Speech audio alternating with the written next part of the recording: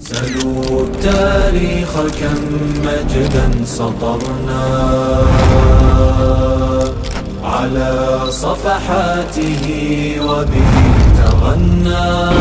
الحمد لله کدسی یو سمینار کی و در اوایل جا دارد که از نهاد کلمات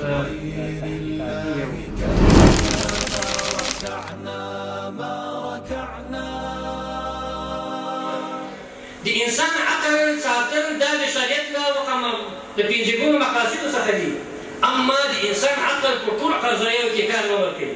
په هغه قضایاو کې چې هغه غیبي امور دي هغې کې د انسان عقل کار نه ورکوي. اما دغه لاطیني فلسفه په اوس وخت کې غربي فلسفه موږ ورته وایو. دا اوس اکثر د موږ ځوانان چې کله ورته یو حدیث مخې ته کړي، یو د یو آیت شریف مخې ته کړي، نو هغه په دې کې فکر کوي چې دا د عقل سره تطابق خوري او پرې نه خوري. ګورې په شریعت کې عقل لکه مخکې چې معلوم دی دا یو اساس ده، یو معیار ده.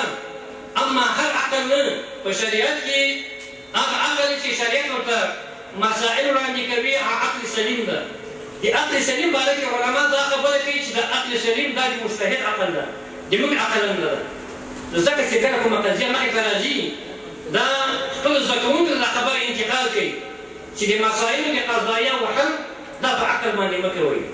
نو د امت د زوال دوم لامل چې و هغه لاطیني فلسفه وه چې په عقل باندې بنا وه، او زموږ ډېر طلبای کرام او علما په دې باندې مسؤل پیړۍ په دې باندې کار وکړو، هېڅ نتیجه یې موږ ته رانه کړله غیر د دې نه چې موږ هم له قرآن و حدیث لرې شو، هم وخت یې ضایع شو.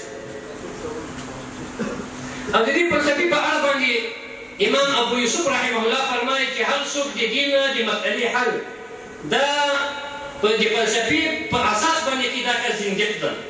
امام شافعي رحمه الله فرمایي چې څوک علم کلام زده کوي او د علم ته مخه کوي دا چې راوینسي په دې مخ باندې ووایي او په دې کلو په دې قبایلو کې وګرځوي چې څو خلک له دې نه پند واخلي او د فلسفې ته مخه نه کړي. په هغه وخت کې زموږ علما په دې باندې رد کړی ده. د ارسطو د افلاطون چې کوم نظریات دي په عقل باندې بنا دي. د موږ ورته د امت ستر عالم شیخ الاسلام علامه ابن تیمیه رحمه الله په دې باندې کلک ردونه کړي په خپلو کتابونو کې. نو ځکه د امت د زوال دومره لامل دا ګڼلی شو چې هغه غربي فلسفه وه.